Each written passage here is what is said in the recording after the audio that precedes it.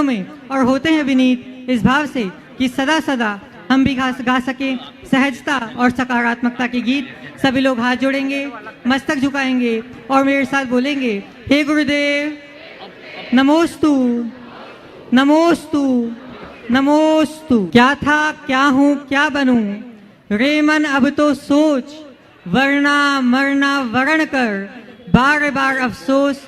बंधुओं, परम पूज्य आचार्य भगवान के इसी आध्यात्मिक उपदेश को जन जन तक पहुंचाने के लिए परम पूज्य गुरुदेव ने गुणायतन की प्रेरणा एवं मार्गदर्शन दिया एवं उसका कार्य शीघ्र द्रुत गति से चल रहा है और हमें प्रसन्नता है कि आप सभी लोग उसमें अपना योगदान दे रहे हैं। आज भी गुणायतन से कुछ लोग संबद्ध हुए हैं। मैं उनके नामों की उद्घोषणा करूंगा और अपेक्षा रखूंगा कि आप करतल ध्वनियों से उनका अभिवादन करेंगे। गुणायतन के ट्रस्टी के रूप में, गुणायतन सूत्रधार के रूप में संबद्ध होने जा रहे हैं योगेंद्र नेहा जी बड़जात्या। मैं चाहूंगा कि वे आए एवं पूज्य गुरुदेव के चरणों में नमोस्तु निवेदित करेंगे। योगेंद्र नेहा जी बड़जात्या यदि यहाँ उपस्थित हैं तो मैं चाहूंगा कि वे आएंगे एवं पूज्य गुरुदेव के चरणों में नमोस्तु निवेदित करेंगे। इसी क्रम में गुणायतन के संस्थापक सदस्य के रूप में जुड़कर जिन्होंने अपने जीवन को धन्य किया है, मैं उनके नामों की उद्घोषणा कर रहा हूँ। दिनेश जी जैन, सिम्मी जैन, सारिका जैन, लवीश जी जैन, रूवी जैन, मेघांत जैन, रिया जी जैन, समय जी जैन, आयुषी जी जैन, शास्ता जी जैन। सुपर फार्मा परिवार उज्जैन से मैं चाहूंगा कि वे आए एवं पूज्य गुरुदेव के चरणों में नमोस्तु निवेदित करेंगे। और आपके सम्मान के लिए मैं आमंत्रित कर रहा हूँ श्रीमान प्रसन्न जी बिलाला एवं हर्ष जी जैन इंदौर से। बंधुओं, जोरदार करतल ध्वनियों से इनकी अनुमोदना करें। इसी क्रम में संस्थापक सदस्य बनने का सौभाग्य प्राप्त किया है श्रीमान संजय रेखा जी जैन पांड्या, तनुष कनिका जी जैन उज्जैन से। मैं चाहूंगा कि वे आए एवं पूज्य गुरुदेव के श्रीमान संजय जी जैन, रेखा जी जैन पांड्या एवं अजय जी जैन पांड्या परिवार। मैं चाहूंगा कि वे आए एवं पूज्य गुरुदेव के चरणों में नमोस्तु निवेदित करेंगे। और आपके सम्मान के लिए मैं आवाज दे रहा हूं श्रीमान विजय जी पाटौदी एवं प्रसन्न जी बिलाला। प्रकाश चंद जी जैन उज्जैन से एवं श्रीमान विजय जी पाटौदी। मैं चाहूंगा कि सम्मानकर्ता के रूप में हर्ष जी भी सम्मिलित हो सके। शिरोमणि संरक्षक गुणायतन। आपकी करतल ध्वनियों का क्रम निरंतर जारी रहना चाहिए।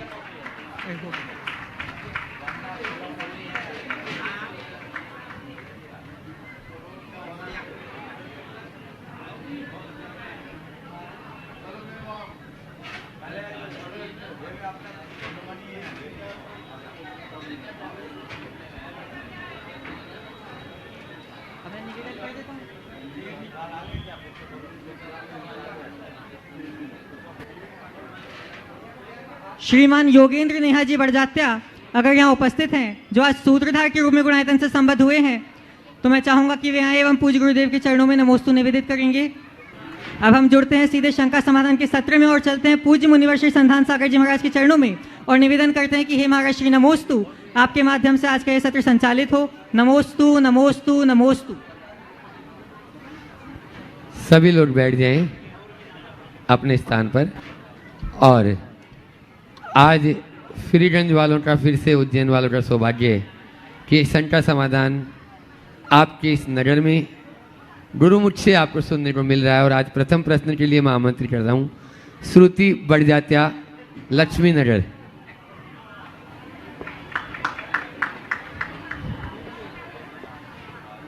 श्रुति बड़जात्या जी, जिनका नाम बोलूं वे खड़े हो जाएं ताकि वहां तक पहुंच सके। और फिर लक्ष्मी नगर से श्रुति बड़जात्या और पिंकी नीरज जैन, ऋषि नगर उज्जैन। दिया ज्ञान का भंडार हमें, किया भविष्य के लिए तैयार हमें, है कृतज्ञ आपके हम, है कृतज्ञ आपके हम, जो करते हमारी शंका का समाधान, जो करते हमारी शंका का समाधान। ऐसे गुरुवर मुनि श्री 108 प्रमाण सागर जी महाराज जी के चरणों में मेरा मन से, वचन से, काय से बारंबार नमस्कार हो। नमोस्तु गुरुदेव, नमोस्तु नमोस्तु। गुरुदेव, मेरा प्रश्न है, मेरे दो प्रश्न हैं। पहला प्रश्न यह है, एक ही करो ना, दो नहीं, छोटे छोटे से ही है, सबका नंबर आ जाए। क्या हमें कर्मों से डरना चाहिए?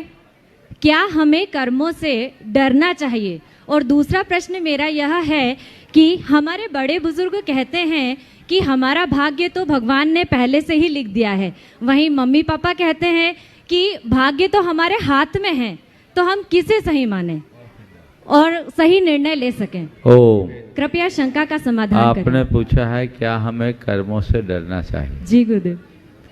मैं आपसे कहता हूँ हमें कर्मों से डरना नहीं चाहिए, कर्मों से लड़ना चाहिए, उनकी जड़ उखाड़ना चाहिए।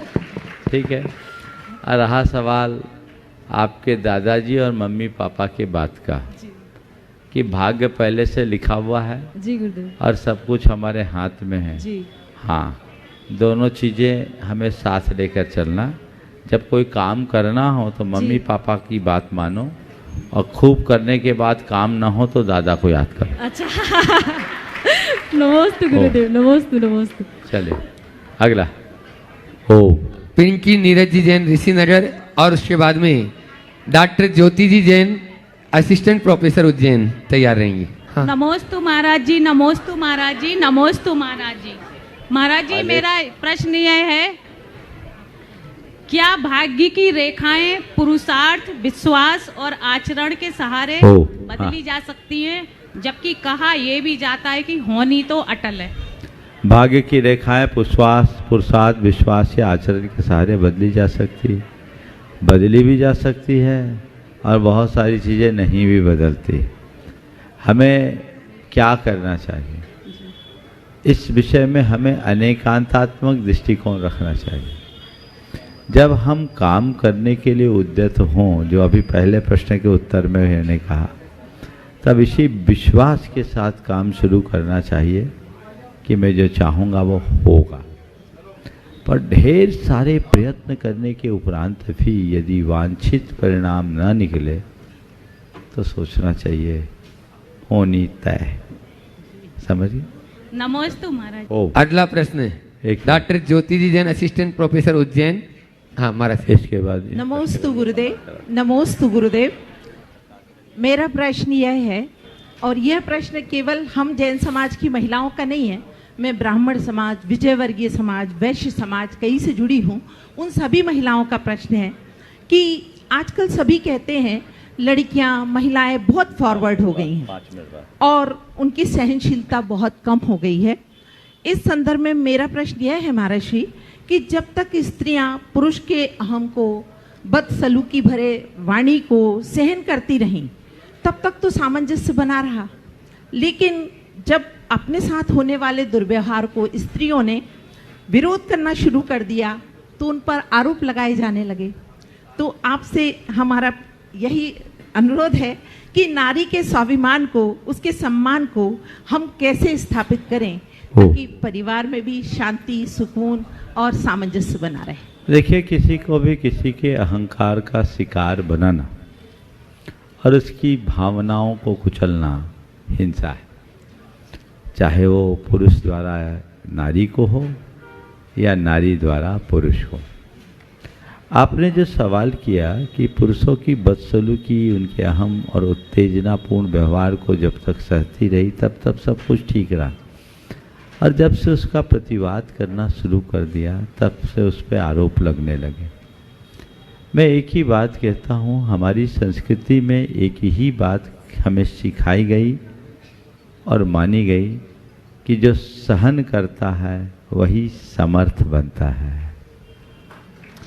और जो समर्थ होता है वही सहन करता है। नारी धरती की पर्याय है और उसे सर्वसहा कहा है। धरती सारे लोक का भार और सारे प्राणियों का पदाघात सहती है, उसके बावजूद वह रत्न उगलती है। नारी अपनी इस अस्मिता को क्यों भूल रही? उसे अपने स्वभाव को बरकरार रखना चाहिए और इस बात को सदैव स्मरण रखना, इस बात का स्मरण रखना चाहिए, नारी की शोभा तभी तक है जब तक वो नारी है। नारी यदि नर बन जाएगी तो नारी कहाँ रह पाएगी? और आज कुछ ऐसा ही हो रहा है। नारी नर बनने की होड़ में है, नर बन नहीं पा रही और नारी रह नहीं पा रही। तो ये अव्यवस्था है। सह करके ही कुछ आगे बढ़े। तालमेल बना करके चलना चाहिए। मुझे नहीं, ये मैं नहीं समझता कि नारी हमेशा पुरुषों की बदसलूकी की शिकार रही। मैं ये मानने को भी राजी नहीं हूँ कि नारी को सदैव दबाया और कुचला गया। हमारी संस्कृति में नारी को सर्वोच्च स्थान दिया गया और इसलिए नर से पहले नारी को मान देते हुए पहले माँ और फिर पिता का स्थान आया। माँ बाप कहते हैं, माता पिता कहते हैं, राधा कृष्ण कहते हैं, सीता राम कहते हैं, गौरी शंकर कहते हैं। ये किस बात का देखो, नारियां अपना ये गौरव क्यों भूल रही है, ये समझने की बात है। और उन्हीं नारियों के लिए तो ये बात कहा गया, यत्र नार्यस्तु पूज्यन्ते रमन्ते तत्र देवता सोच्यन्ते ही यत्रैता विनस्त्यासु ही तत्कुलम। कि जहाँ नारियों की पूजा की जाती है वहाँ देवता भी रमन करते हैं और जिस कुल की नारियां शोक मग्न होती है वो कुल विनष्ट हो जाता है। नारी जाति को ये गौरव भारत को छोड़कर अन्यत्र कहीं देखने को नहीं मिला और उसी नारी जाति को इस देश में पूजा भी गया, सम्मान भी दिया गया। इसलिए मैं तो यही कहूँगा, नारियां पढ़े लिखे आगे बढ़े, पर वो नारी ही रहे, नर बनने की होड़ में न लगे। ये जागरूकता सबके अंदर फैलनी चाहिए। मैं सब बात से सहमत हूँ महर्षि, बस मेरा यही कहना है कि पुरुष वर्ग को भी आप संदेश दीजिए। मैंने पहला ही वाक्य कहा कि हिंसा से बचिए, लेकिन जो जिस लायक है वो उसका जो काम है वही करो। देखो आपके पूरे झगड़े को मैं कुछ पंक्तियों से पूरा करता हूँ। नर और नारी के बीच का संबंध कैसा है? पुरुष ने कहा मैं शक्ति का अक्षय अधिपति हूं। नारी ने नम्रता से कहा मैं श्रद्धा की अमर स्रोतस्विनी हूं। पुरुष ने कहा मैं शक्ति का अक्षय अधिपति हूं। नारी ने नम्रता से कहा कि मैं श्रद्धा की अमर स्रोतस्विनी। पुरुष का अहंकार उमड़ आया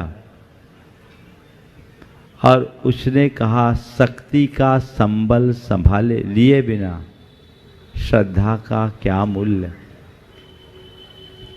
नारी ने कहा श्रद्धा का आश्रय लिए बिना शक्ति भी तो पैशाचिकता की छाया है। तभी दोनों के मध्य एक फूल आकर गिरा और उसने कहा कि मैंने तुम दोनों के विवाद को सुना है और मैं अपने जीवन के संदेश से तुम दोनों में उपजे विवाद को मिटा सकता हूं। क्या है तुम्हारा संदेश? दोनों एक साथ पूछ बैठे। क्या है तुम्हारा संदेश? दोनों एक साथ पूछ बैठे। तो फूल ने कहा शक्ति का सौंदर्य और श्रद्धा की सुरभि का समागम ही जीवन की परिपूर्णता है ना। तो दोनों में तालमेल बनेगा तभी काम बन सकेगा। और दूसरे अर्थ में कहूँ तो पुरुष और स्त्री का संबंध है स्तंभ और लता के जैसा है। बहुत सुंदर, बहुत सुंदर। पुरुष स्तंभ है जो ठूंठ की तरह खड़ा रहता है और नारी लता है जो उस स्तंभ से लिपटकर आसमान को छू लेती है। और जब किसी स्तंभ में नारी लिपटती है तो स्तंभ का भी सौंदर्य निखरता है। तो हम एक दूसरे के पूरक बने, प्रेरक बने, एक दूसरे के को प्रोत्साहित करे, एक दूसरे को कम और अधिक ना आके हम अपने आप में परिपूर्ण हैं, और जब परिपूर्णता के साथ पूरकता को अपनाते हैं रास्ता प्रशस्त हो। बहुत नमोस्तु गुरुदेव, चलिए। नमोस्तु गुरुदेव।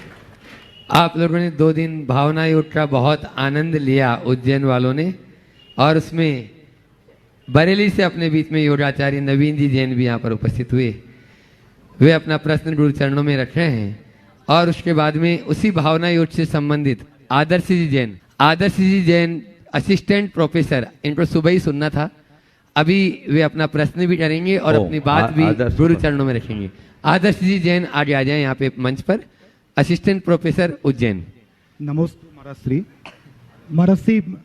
भारतीय संस्कृति में बड़े प्रथम तीर्थ हुए हैं अयोध्या, प्रयागराज और साथ में उज्जैन भी। इनका भारतीय संस्कृति सनातन के साथ साथ जैन धर्म से बड़ा गहरा संबंध रहा है। लेकिन प्रयागराज पहचान तो हुई है पूरी दुनिया में कुंभ के रूप में, लेकिन भगवान आदिनाथ का जो व्यक्तित्व था वो भर कर नहीं आया। ऐसी अयोध्या में भगवान राम का व्यक्तित्व तो हमारे भीतर उभर, और तृतीय उज्जैन का बड़ा गौरवशाली इतिहास रहा है जैन धर्म को लेकर, लेकिन पूरे देश की समाज इसके गौरव से अनभिज्ञ भी है। कृपया उस पर प्रकाश डालें कि भविष्य में उज्जैन को लेकर क्या श्रेष्ठ प्रभाव नया। देखिए, ये बात सही है कि चाहे अयोध्या हो, प्रयागराज हो या उज्जैन हो, ये तीनों नगरियां जैन संस्कृति से संबद्ध रही, पर अयोध्या का श्री राम के जन्म के साथ संबंध होने के कारण और वर्तमान में राम मंदिर के निर्माण के कारण उसकी प्रसिद्धि हुई है, और श्री राम की जन्मस्थली को जैन धर्म भी स्वीकारता है। चूँकि जैन लोग संख्या में अल्प है, इसलिए आदिनाथ गौण हो गए।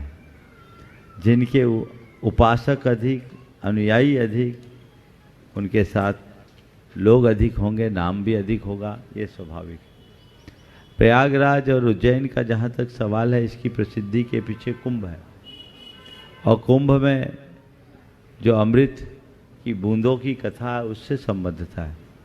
जैन धर्म की मान्यताएं भिन्न है, इसलिए प्रयागराज में भगवान ऋषभदेव की तपोभूमि होने का जो कैवल्य की उपलब्धि वहाँ हुई, आज भी वहाँ अक्षय बट नाम का एक वृक्ष है जो संगम के पास ही है, जहाँ भगवान ऋषभदेव को केवल ज्ञान हुआ। वो उतना प्रसिद्ध नहीं हुआ। उज्जैनी भगवान महावीर की तपोभूमि रही है, जैन संस्कृति की स्थल रही, लेकिन वो उस अर्थ में नहीं। देश में अन्य भी बहुत सारे तीर्थ स्थल है, बहुत सारे नगर है, धार्मिक स्थल है। हर की प्रसिद्धि का अपना अपना कारण होता है, और उनको उसी अर्थ में लेना चाहिए। आगे। नमस्ते।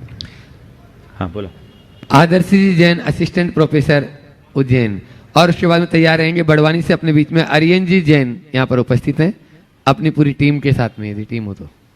मेरे परम श्रद्धेय गुरुवर के चरणों में नमोस्तु नमोस्तु नमोस्तु। गुरुवर, पहले तो मैं क्षमा मांगता हूँ कि मैं प्रथम बार कल भावना योग में आया तो एज ए मैं लर्नर नहीं आया, एज ए मैं इन्वेस्टिगेशन के रूप में आया।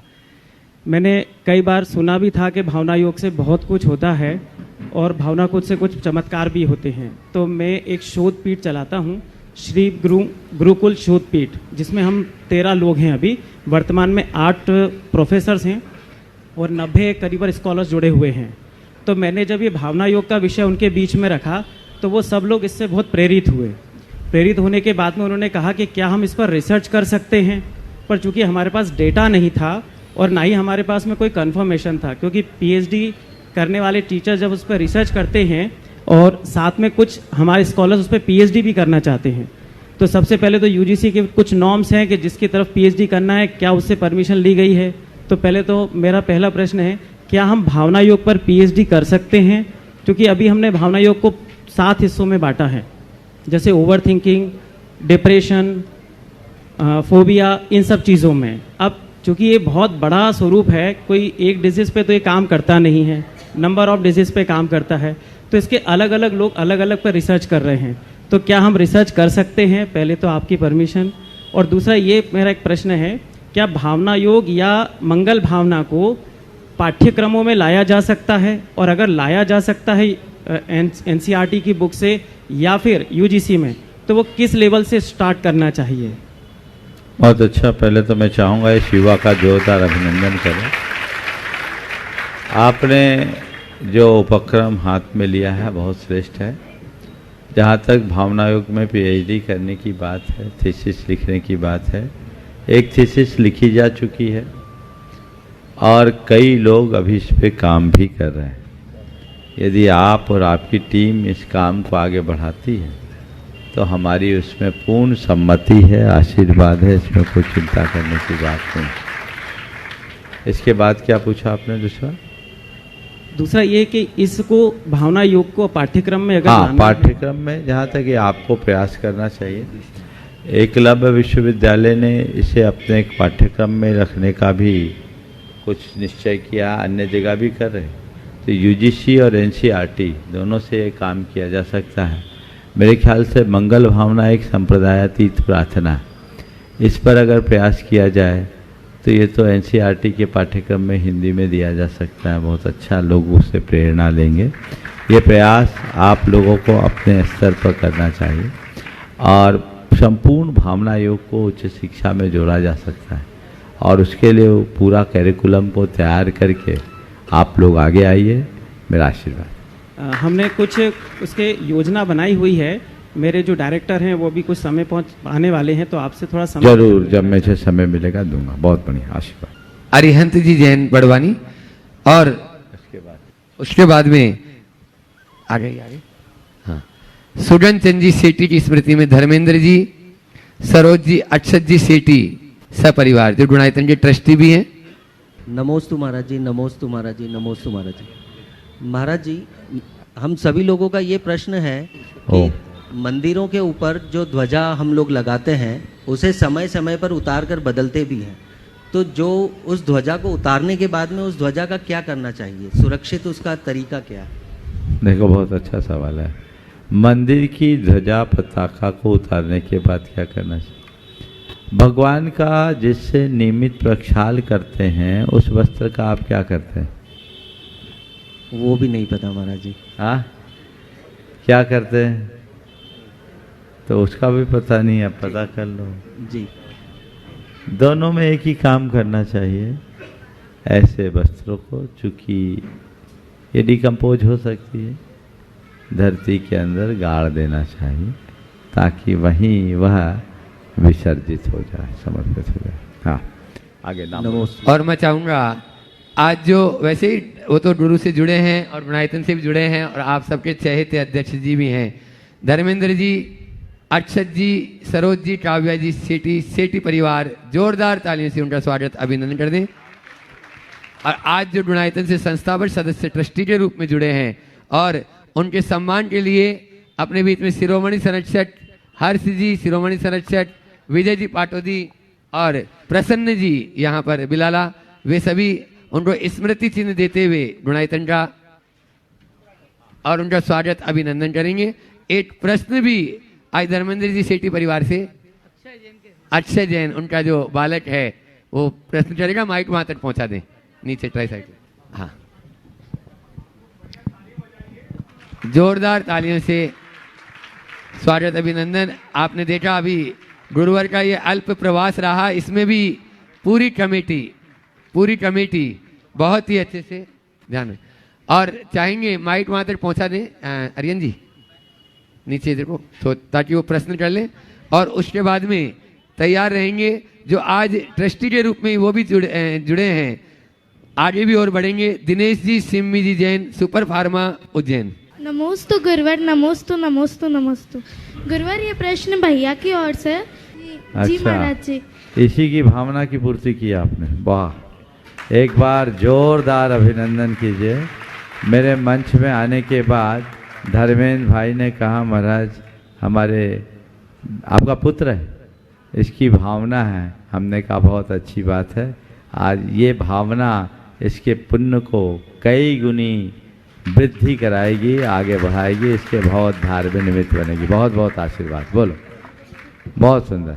हाँ गुरुवर, वे हर साल पर्यूषण के समय एक बार अन्न लेते हैं और बस शाम को एक बार पानी लेते हैं, और उन्होंने सारे मतलब ऑलमोस्ट सब तीर्थ की यात्रा कर रखी है और वो चाहते हैं कि जो उन्होंने यात्रा करी है तो वो क्या पुरुषार्थ करे कि वो उनकी बीमारी से ठीक हो सके। और देखो बेटा, अपने आप को बीमार मानो ही नहीं, अपने आप को इस अर्थ में भाग्यशाली मानो कि शरीर लाचार है लेकिन मेरी बुद्धि निर्मल है ना, मेरी श्रद्धा बनी हुई है, मेरी धर्म में रुचि है।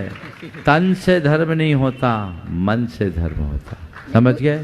कोई पाप कर्म के योग से मेरा ये भाव भले खराब हुआ, लेकिन मैं अपनी श्रद्धा और बुद्धि के बल पर अपना भाव भ्रमण ही मिटाने वाला हूँ। सम्यक दर्शन की भावना भाव, समझ रहे ना मेरी बात को? सम्यक दर्शन की भावना भाव दृढ़ता के साथ मजबूत बनाओ और मैं शरीर नहीं आत्मा हूँ, ऐसे भाव को जगाओ। जरूर ये आवागमन का चक्र मिटेगा। ये तन की दशा है, महात्मा तो सबकी एक है। समझ गए ना?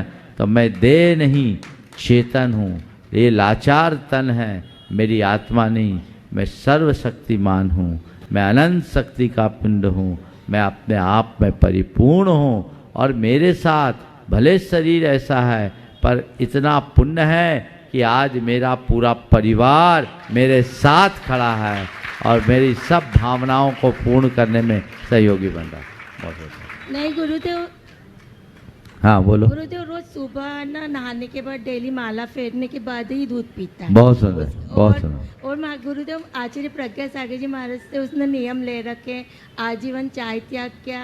बहुत सुंदर। और बेटा एक काम और कर लो, अगर बन सके तो रात्रि में चारों प्रकार के आहार का त्याग कर दो। सोता है जब कर लेता हमेशा नहीं, अब रात में अंधेरा होने के बाद हम चारों प्रकार के आहार का त्याग करेंगे तो महीने में 15 दिन के उपवास का फल मिलेगा। समझ गए? आप अब मन बना लो, इच्छा जगा लो, सब हो जाएगा। चाहोगे तो सब होगा, है ना? बात कर लेना। आशीर्वाद। गुरुदेव हमारे पूरे परिवार की शान है। बहुत सुंदर, सब बहुत पूरा परिवार उसके लिए हाजिर है। बहुत सुंदर। गुरुदेव एक मेरा भी प्रश्न है, जैसे मैं ट्यूशन जाती हूँ, स्कूल जाती हूँ, तो वहाँ पे सब मुझे बोलते हैं कि तू इतना धर्म क्यों करती है, क्यों करती है। मेरे पापा भी धर्म से ही जुड़े हुए हैं, तो मैं उनको इग्नोर करूँ या उनका जवाब दूँ? उनको बोलो मैं कोई गलत कर रही हूँ क्या? मैं धर्म इसलिए करती हूँ कि मुझे अच्छा लगता है और मैं अपना जीवन अच्छा बनाना चाहती हूँ। तुम्हें अगर अच्छा लगे तो तुम भी करो। नमोस्तु गुरुवर, नमोस्तु। सुपर फार्मा परिवार से दिनेश जी, सिम्मी जी जैन, पूरे परिवार उनका आज जो गुणायतन से अभी पहली सीढ़ी से ही सही शुरुआत किए हैं, आगे तक पहुंचेंगे और उनकी भावना भी वही है। और उसके बाद में दिगंबर देवेंद्र जी सिंजई घड़ी वाले जो आज सूत्रधार के रूप में भी जुड़े हैं, मैं चाहूंगा वे भी पूरे परिवार के साथ में मंच की ओर आ जाएं। हाँ बोलो दिनेश भैया। नमोस्तु गुरुदेव, नमोस्तु गुरुदेव, नमोस्तु गुरुदेव। गुरुदेव आज पूरे सुपर फार्मा परिवार के लिए सौभाग्य का दिन है। सौभाग्य ये है कि गुरुदेव आज हम गुणायतन परिवार से जोड़ने की आपने हमें स्वीकृति प्रदान की, ये हमारे लिए सौभाग्य की बात है। गुरुदेव मेरी शंका ये है कि आज का युवा देव शास्त्र गुरु से थोड़ा ऐसा लग रहा है कि दूर होते जा रहा है। हमारे वहाँ युवाओं की उपस्थिति थोड़ी कमज़ोर है। ऐसे तो जेंट्स की भी थोड़ी कमज़ोर है, महिलाओं की बहुत ज़्यादा है। तो मेरा निवेदन है थोड़ा ऐसा मार्गदर्शन दें जिससे युवा धर्म से देव शास्त्र गुरु से जुड़े। प्रायः ऐसा कहा जाता है कि युवा धर्म से विमुख है। मुझे ये बात खराब लगती है। मुझे लगता है युवाओं के ऊपर झूठा आरोप है। अगर युवा धर्म से दूर है तो बड़े कितने सुधरे हुए हैं, पहले ये भी देखिए। उनकी कहानी भी तो खराब है। एक स्थान पर मैं था और उस स्थान पर समाज के प्रधान थे 80 साल के। वे चर्चा में कह रहे थे कि महाराज रात 11 बजे 2 मिर्ची पराठे ना खा लूँ तो नींद नहीं आती। वहीं उनका 17 साल का पोता बैठा हुआ था और रात में पानी नहीं पीता था। मैंने कहा इसको देखो और कुछ तो शर्म करो, इसको देखो और कुछ तो शर्म करो। बोले महाराज इसमें गलती हमारी नहीं आपकी है, गलती हमारी नहीं आपकी। मैंने कहा क्या मतलब? बोले महाराज इसकी उम्र में आप हमें क्यों नहीं मिले। समझ गए? तो ऐसा नहीं है कि युवा धर्म से विमुख है। मेरा अनुभव बताता है कि युवाओं में भी धर्म के प्रति लगाव है और प्रगाढ़ लगाव है। धर्म सभाओं में और धार्मिक समागमों में युवाओं की अल्पसंख्या दिखने के कारणों को हमें समझना चाहिए। हमारे ज़्यादातर युवा तो आपके गांव शहर से बाहर पढ़ रहे हैं या जॉब कर रहे हैं। आपके यहाँ युवा हैं कहाँ? मैंने एक स्थान पर युवाओं के लिए एक मीटिंग बुलाई तो वहाँ मुझे 25 साल के भीतर के केवल 3 लोग दिखे। आए थे करीब 60 लोग और सब 45, 50, 55 वाले। हमने कहा क्या बात है भाई, तुम्हारे यहाँ कोई युवा नहीं है क्या? बोले महाराज हम ही लोगों को युवा समझ लीजिए। मैंने कहा क्या मामला है? बोले महाराज हमारे सबके बच्चे बाहर पढ़ रहे हैं या जॉब कर रहे हैं, अब युवा है ही नहीं तो हम कहाँ से करें। तो अगर आप सर्वे करेंगे तो उच्च शिक्षा में सारे बच्चे बाहर ही हैं, जॉब में युवा बाहर हैं, और छोटे बच्चे हैं तो वो पढ़ाई और कोचिंग और स्कूल में व्यस्त हैं। तो कहाँ गुरुओं के पास आ पाएंगे? सिस्टम ही बदल गया और उनमें दूर चले जाने से फिर संस्कार और सरोकार भी छूट जाते हैं, तो थोड़ी थोड़ी विमुखता आती है।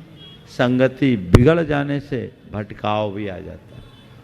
तो हमें ठीक तरीके से चीज़ों को समझना चाहिए और उसी अनुरूप सारे कार्य संपन्न करना चाहिए। दूसरी बात, युवा धर्म के प्रति अपने आप आकर्षित होंगे यदि बड़े उनके सामने एक अच्छा आदर्श उपस्थित करेंगे। क्या बड़े अच्छा आदर्श उपस्थित करने में सफल हुए हैं? क्यों नहीं? आप समाज के नई पीढ़ी के सामने अगर आप धर्मी हैं तो ऐसा आदर्श उपस्थित क्यों नहीं करते कि आपकी लाइफ स्टाइल और आपके व्यवहार को देखकर कहे कि मेरे पापा मेरी माँ का जो जीवन का तरीका है मुझे भी वही अपनाना चाहिए। ये विफलता है, इसलिए युवाओं पर ऐसा आरोप न लगाएं। युवाओं के लिए अच्छी प्रेरणा बने, उनके लिए अच्छी प्रेरणा बने और केवल रिचुअल की बात न करें, उन्हें स्पिरिचुअल से जोड़ें, रास्ता तभी खुलेगा। बहुत बहुत नमस्ते गुरुदेव। हाँ बहुत बढ़िया। गुणायतन से आज सूत्रधार के रूप में जुड़ रहे हैं ऐसे झड़ी वाला परिवार देवेंद्र जी सिंगई यहाँ पर उपस्थित हैं। आ जाएं, जोरदार तालियों से उनका सम्मान कर दें।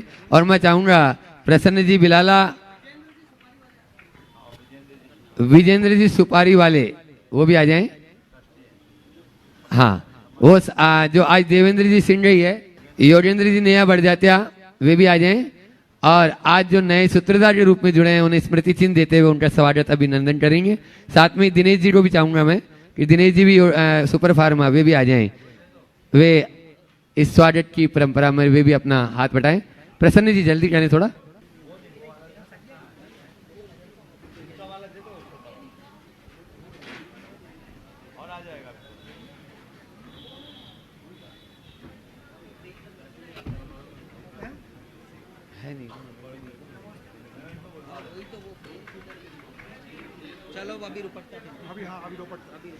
आप लोग जोरदार तालियों से जो सूत्रधार के रूप में जुड़े हैं उनका दो, इनका सवाल है। सवाल है। हाँ, एक प्रश्न भी कर रहे हैं जो आज सूत्रधार के रूप में जुड़े हैं ऐसे देवेंद्र जी सिंगई। प्रश्न कर लें थोड़ा जल्दी से। और उसके बाद में सुनील जी जैन, फ्रीगंज उज्जैन। परम पूज्य गुरुदेव के श्री चरणों में बारंबार नमोस्तु नमोस्तु नमोस्तु। गुरुदेव मैं ये जानना चाह रहा था कि जो भी लोग मंदिर जी की व्यवस्थाओं से जुड़े हैं, वो ट्रस्टी हैं या अन्य व्यवस्थाओं में, तो गुरुदेव व्यवस्था में कुछ व्यवस्थाएं ऐसी होती हैं जिनमें जीव हिंसा होती है, वो साफ सफाई को लेके माने या निर्माण को लेके माने, तो गुरुदेव उसमें जो जीव हिंसा का पाप है वो लगता है या नहीं लगता? अगर लगता है तो गुरुदेव क्या करना चाहिए? हम आपसे पूछते हैं, अगर मंदिर जी में साफ सफाई नहीं करोगे तो क्या होगा? हाँ गुरुदेव, जरूरी है करना तो जब मंदिर का काम है वो तो करना ही पड़ेगा ना। जी गुरुदेव। घर गृहस्थी के साफ सफाई आदि में जो हिंसा होती है उसमें केवल पाप होता है। जी गुरुदेव। और किसी धर्मायतन की व्यवस्था के निमित्त जो कुछ भी होता है वो उसमें अर्जित पुण्य की अपेक्षा बहुत अल्प होता है, इसलिए इसका विकल्प नहीं। नमस्ते गुरुदेव, नमस्ते गुरुदेव, नमस्ते। ओम। अगला प्रश्न सुनील जी जैन, अक्षर विश्व अभी देर वे कर रहे हैं, उनकी माता श्री आली। हाँ। और उसके बाद में प्रकाश राकेश जी जैन, लक्ष्मी नगर जो डुणायतन के ट्रस्टी हैं, वे अपना प्रश्न गुरु चरणों में रखेंगे। जिनका नाम बोल रहा हूं वहां तक माइक पहुंचा दें। महाराज जी नमोस्तु। मेरा प्रश्न है कि महाराज जी जैन इतिहास के बारे में जैन समाज के लोगों को ही पूरी जानकारी नहीं है।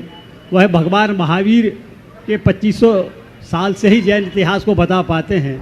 दूसरा यह है उसके साथ जुड़ा हुआ कि जैन पुरातत्व संग्रहालय पूरे देश भर में है, पर जैन मंदिरों में तो लोग जैन जाते हैं, पर उन संग्रहालयों में कोई नहीं जाता है, उनकी स्थिति भी ठीक नहीं है। महाराज जी इस बारे में मैं चाहूँगा कि आप समाज को मार्गदर्शन करें। देखिए, जिसे अपने इतिहास और परंपरा का बोध नहीं होता वो कभी भी अपनी संस्कृति को आगे नहीं बढ़ा सकता। तो हमें चाहिए कि हम अपने इतिहास को जानें, अपनी परंपरा को जानें, अपनी संस्कृति को जानें, और ये तभी होगा जब हम इसे इतिहास के बल पर, तथ्यों के आधार पर जानें। तो मैं सभी से कहूँगा, सबसे पहले इतिहास को पढ़िए। और उज्जैन वालों के लिए तो मैं ये कहूँगा कि उज्जैन के लिए बड़े गौरव का विषय है कि आपके यहाँ के ही निवासी डॉक्टर कैलाश चंद जैन, जो डीन थे यहाँ के विश्वविद्यालय में, उन्होंने जैन धर्म का बृहत इतिहास 3 वॉल्यूम में लिखा है, हिंदी और अंग्रेजी दोनों में प्रकाशित है। हर घर में होना चाहिए और सभी को पढ़ना चाहिए, ताकि आपको उसके माध्यम से जैन परंपरा का सर्वांगीण बोध हो सके। इसी तरह जहाँ संग्रहालय आदि होते हैं, संग्रहालयों में जाना हर किसी की रुचि का नहीं होता। एक तो संग्रहालयों में खंडित प्रतिमाएं होती है, तो जिनको हम पूजते हैं उनकी भग्न मुद्रा देखकर कई लोगों की आत्मा रोती है, इसलिए नहीं जाते। लेकिन जिन्हें इतिहास और पुरातत्व से रुचि है वो जरूर जाते और वहाँ जाकर के चीज़ों को देखें, समझें। आपने कहा कि संग्रहालयों में कम जाते हो, जाने लायक जगह है नहीं, मंदिर जाने लायक जगह है, लेकिन शोधार्थियों को जाना चाहिए। मैं आपसे कहूँगा, इतिहास को जानने के लिए संग्रहालय में जाना जरूरी नहीं है। इतिहास को जानने के लिए जिनने हमारे सारे अभिलेखों, पुरातत्व, पुरावशेषों, संग्रहालयों और ग्रंथों की छानबीन करके लिखा, उसको पढ़ना जरूरी है। हम पठन पाठन में रुचि रखें, हम इतिहास पढ़े। मैं आज आपको 3 ग्रंथ की बात करता हूँ, इतिहास से संबद्ध है, जैसे प्रत्येक व्यक्ति को पढ़ना चाहिए। जैसा डॉक्टर कैलाश चंद जैन जी की बात मैंने की, ये आप पढ़िए। दूसरा है डॉक्टर ज्योति प्रसाद जैन की एक कृति है, भारतीय इतिहास एक दृष्टि, भारतीय ज्ञानपीठ से पब्लिश्ड है, आप उसे पढ़ें। और तीसरी कृति है पंडित कैलाश चंद सिद्धांताचार्य की दक्षिण भारत में जैन धर्म का इतिहास। आप इन्हें पढ़िए, हर जैनी को पढ़ना चाहिए, ताकि आपको आपके अपने इतिहास का पता चलेगा और आप जानेंगे कि हमारी संस्कृति के ऊपर कब, कैसे, कितना प्रहार हुआ, हमारा इतिहास कितना गौरवपूर्ण था और आज दुर्भाग्य से हम कहाँ आ गए। कभी हम बहुसंख्यक होते थे, अब अल्पसंख्यक में क्यों बदल गए। जब आप उन्हें पढ़ेंगे तब आप अपनी सही परंपरा को जान पाएंगे और तभी आपकी सच्ची श्रद्धा प्रकट हो। लक्ष्मी नगर से अपने बीच में गुणायतन ट्रस्टी प्रकाश चंद जी, राकेश जी जैन, वे अपना प्रश्न कर रहे हैं, अपनी पूरी टीम के साथ में ही हैं, निवेदन भी कर रहे हैं, प्रश्न भी कर लो। महाराज और और उसके बाद में योगेंद्र जी नेहा जी बढ़जात्या जो आज गुणायतन से संस्थापक सदस्य के रूप में जुड़े हैं, उनकी मातेश्वरी अनूप देवी जी भी यहाँ पर उपस्थित हैं, वे भी मंच पर आ जाएं। महाराज जी के चरणों में त्रिवार नमोस्तु नमोस्तु नमोस्तु। महाराज जी, मेरा प्रश्न ये है कि हम लोग मंदिर जाते हैं, पूजन करते हैं, अभिषेक करते हैं, स्वाध्याय करते हैं, आप लोगों के प्रवचन भी सुनते हैं, तब तो परिणाम में बहुत विशुद्धि रहती है। और जब हम व्यवहारिक जीवन में आते हैं और घर में कभी प्रतिकूल प्रसंग आते हैं, तब फिर हमारे परिणाम क्यों अशुभ हो जाते हैं? क्यों हम अपने आप में समता नहीं रख पाते? इसके लिए क्या हम कोई अपने कर्म का उदय है या कोई? आप साफ सुथरी जगह में जाएं, किसी पहाड़ी स्थल पर जाएंगे तो वहाँ की तरोताज हवा से आपको प्रसन्नता और स्वस्थता की अनुभूति होती कि नहीं? हाँ महाराज जी। और कहीं खूब सफोकेशन हो, घुटन भरी जगह, वहाँ जाएंगे तो घुटन होगी कि नहीं? बिल्कुल। धुआं उड़ रहा है तो उसका असर पड़ेगा कि नहीं? जी महाराज। तो मैं आपसे कहता हूँ साफ स्वच्छ जगह में रहो, घुटन भरी जगह में क्यों जाते हो? स्वाभाविक। नमोस्तु महाराज जी, नमोस्तु महाराज जी। आगे चलिए, योगेंद्र जी अपनी मातेश्वरी अनूप देवी जी के साथ में और धर्मपत्नी नेहा जी बढ़जात्या जो आज सूत्रधार के रूप में गुणायतन से जुड़े हैं, आ जाएं और वो स्मृति चिन्ह देते हुए स्वागत अभिनंदन कर रहे हैं। संजय भैया और दिनेश जी, धर्मेंद्र जी भी यदि उपस्थित हो तो वे भी आ जाएं जो आज ट्रस्टी बने हैं। धर्मेंद्र जी आ जाएं अध्यक्ष यहाँ के। हाँ, जोरदार तालियों से उनका स्वागत अभिनंदन कर दें।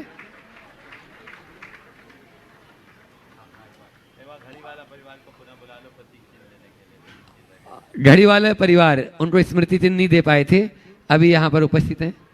चलिए, प्रश्न के लिए तैयार रहेंगे अखिल भारतीय जैन फोरम के सचिव विमलेश जी जैन जो गुणायतन से संबंधित। योगेंद्र, सवाल है तुम्हारा? हाँ, दो सवाल। एक प्रश्न कर रहे हैं जो आज सूत्रधार के रूप में जुड़े हैं, योगेंद्र जी, नेहा जी बढ़जात्या, और उसके बाद में विमलेश जी जैन अखिल भारतीय जैन फोरम के सचिव, वे तैयार रहेंगे। फिर आज महाराज श्री जी से भी अपन निवेदन करेंगे। बोले परम पूज्य आचार्य विद्यासागर जी महाराज की। परम पूज्य प्रणाम सागर जी महाराज और तीनों महाराज जी के चरणों में बारंबार नमोस्तु नमोस्तु नमोस्तु। शुल्लक जी के चरणों में इच्छा नहीं।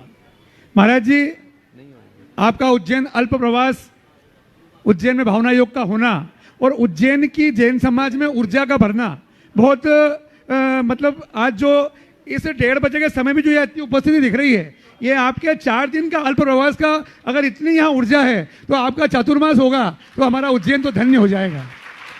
तो मेरा आपसे निवेदन है, मैंने कहीं आपके साथ 4 दिन आपके साथ समय बिताया, कहीं आपकी भावना से भी लगा कि उज्जैन से आप प्रसन्न हैं।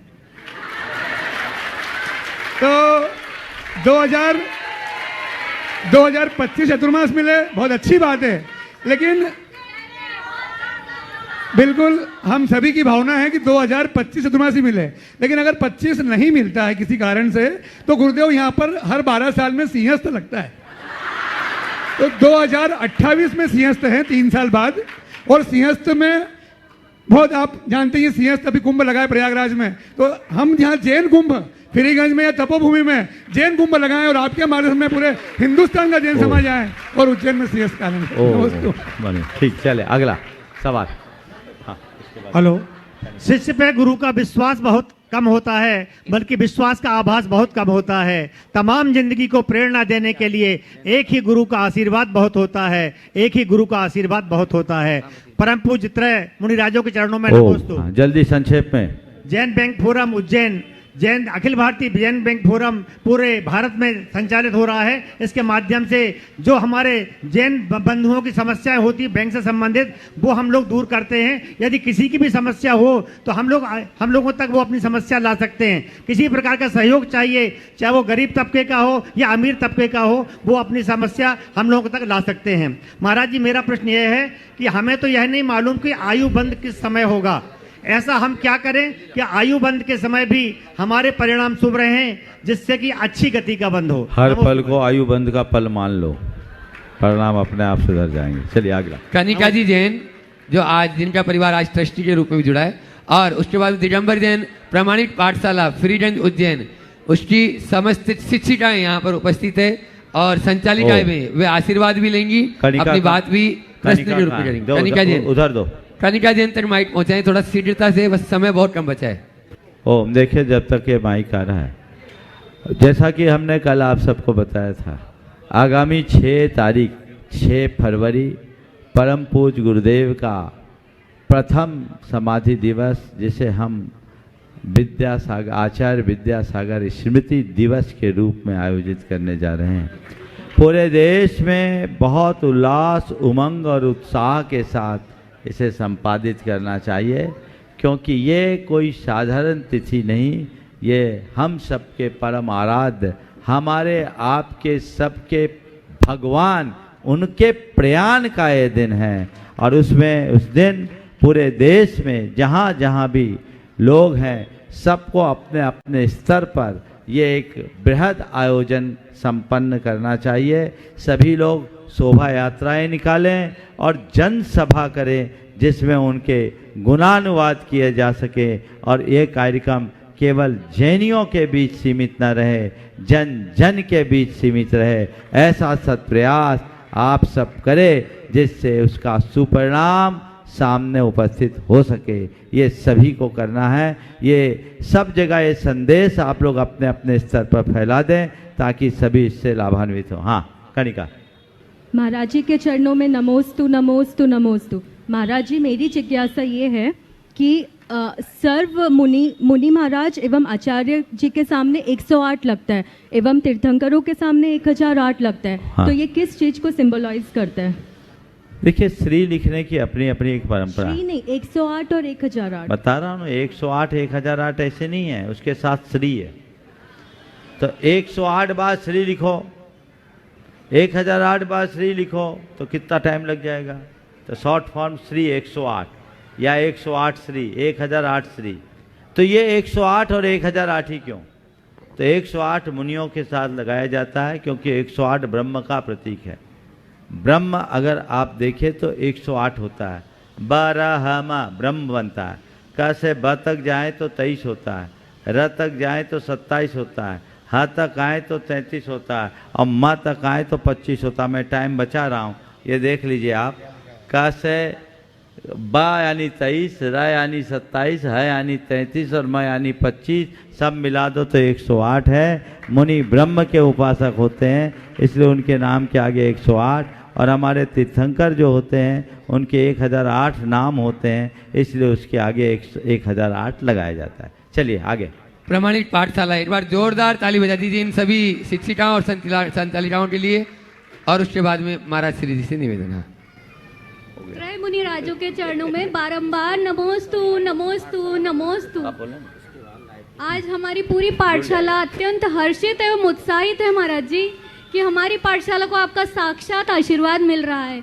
अब हम चाहेंगे कि आप और इसे आशीर्वाद दें, कि हम इसे और गति प्रदान कर सकें। बहुत प्रसन्नता का विषय है कि यहाँ पर आप लोग पाठशाला चला रहे हैं, और महाराज जी ने पिछले 3-4 दिनों में आप लोगों को और रिचार्ज कर दिया। यहाँ प्रामाणिक पाठशाला की एक शाखा यहाँ चल रही है और बहुत अच्छी चल रही है। मुझे जो रिपोर्ट आई देश भर की प्रामाणिक पाठशालाओं में, उज्जैन फ्रीगंज की ये पाठशाला भी अपना बहुत स्थान रख रही है। महाराज जी ने बहुत मेहनत करके आप लोगों को प्रेरणा दे के इसे और व्यवस्थित किया, क्योंकि पाठशाला के मास्टर महाराज जी हैं और महाराज हैं, मैं ज़्यादा कुछ करता नहीं, जानता नहीं। तो मैं चाहूँगा महाराज जी अपना मार्गदर्शन आप सबको दे और आगे की रूपरेखा सुनिश्चित करें। महाराज जी, 2 बार एक्टिविटी अवार्ड मिल चुका है हमारी पाठशाला को, प्रामाणिक पाठशाला। बहुत सुंदर, बहुत सुंदर। एक बार इनके लिए जोरदार करतल ध्वनि कर दो। एक प्रश्न कर ले महाराज जी।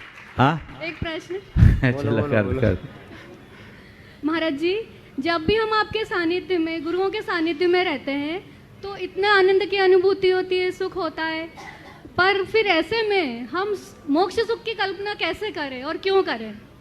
बिल्कुल ठीक है। ये सोचो, जब सानिध्य में रहने का ये सुख है, तो इन जैसा होने में क्या सुख होगा।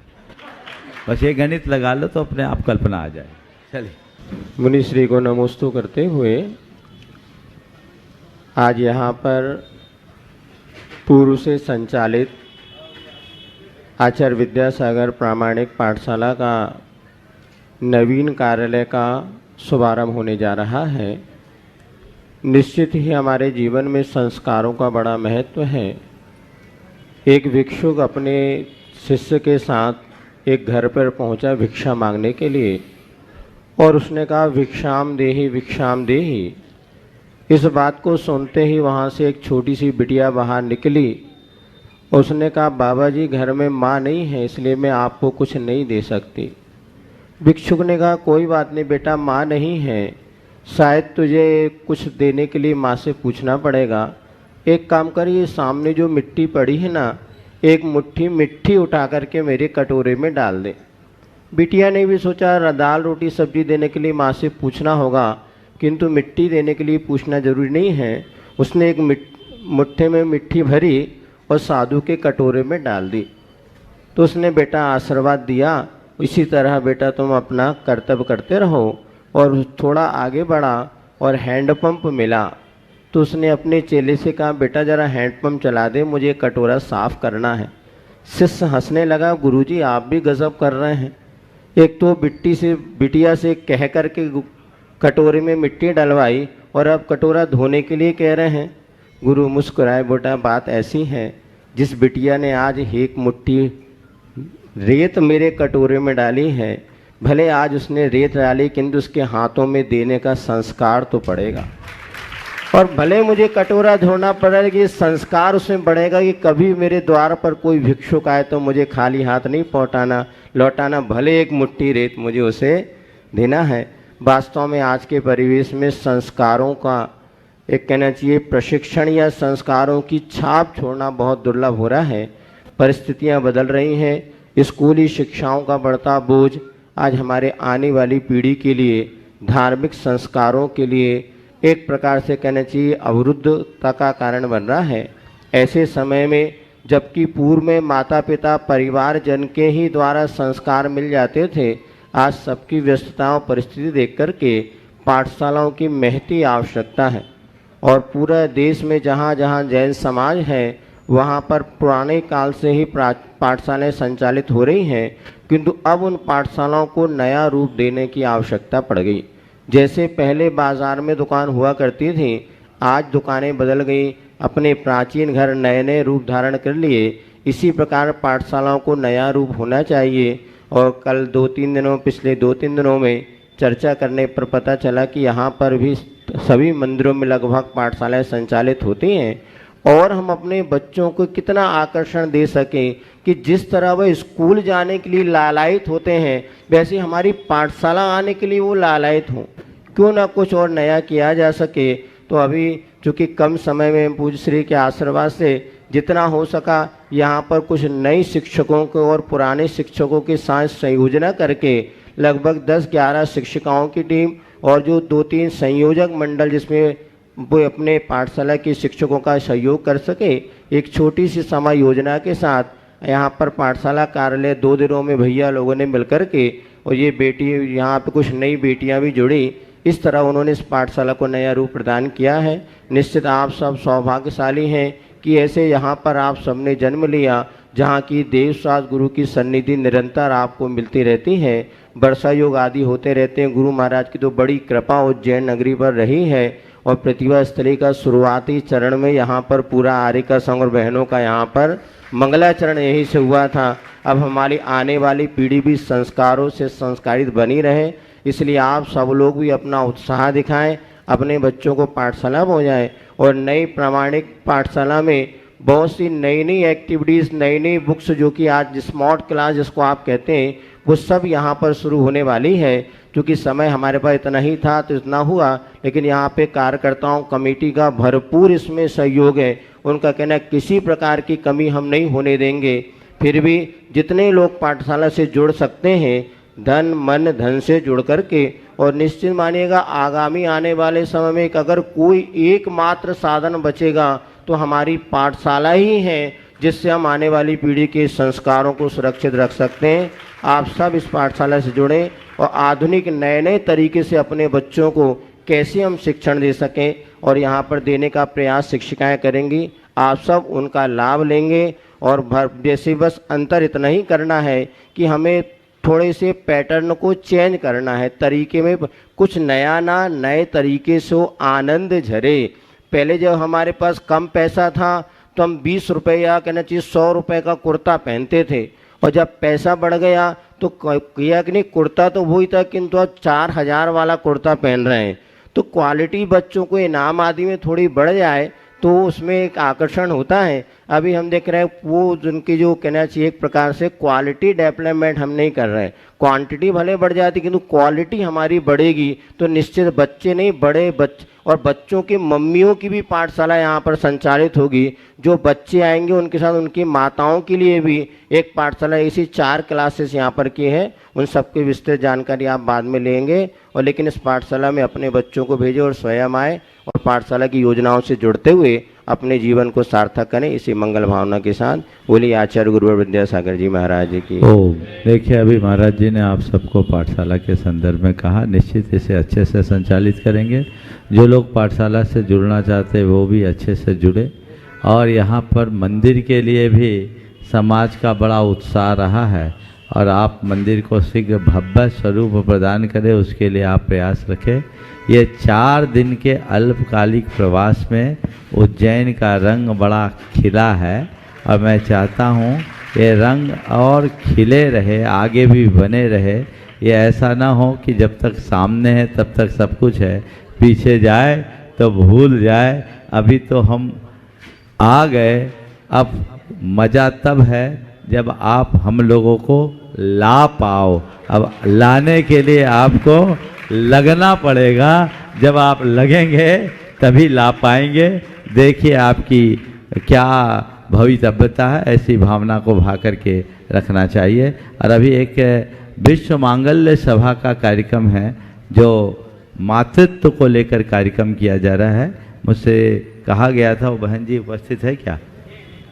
ये इस कार्यक्रम से भी सभी को जुड़ना चाहिए और जैन समाज को अपना प्रतिनिधित्व देना चाहिए। चूँकि समय बहुत हो गया, अब हमें निकलना है, लंबा जाना है। कल का कार्यक्रम हम लोग यहाँ से रास्ते में हरचरिया और परसों प्रातः काल मक्सी जी में प्रवेश होगा और परसों हम लोग 8 बजे तक 8:30 बजे तक मक्सी जी प्रवेश करेंगे और परसों के मध्याह्न में वहाँ शंका समाधान होगा। आज के सत्र को यहीं पर विराम। बोलिए परम पूज्य आचार्य गुरुवर श्री विद्यासागर।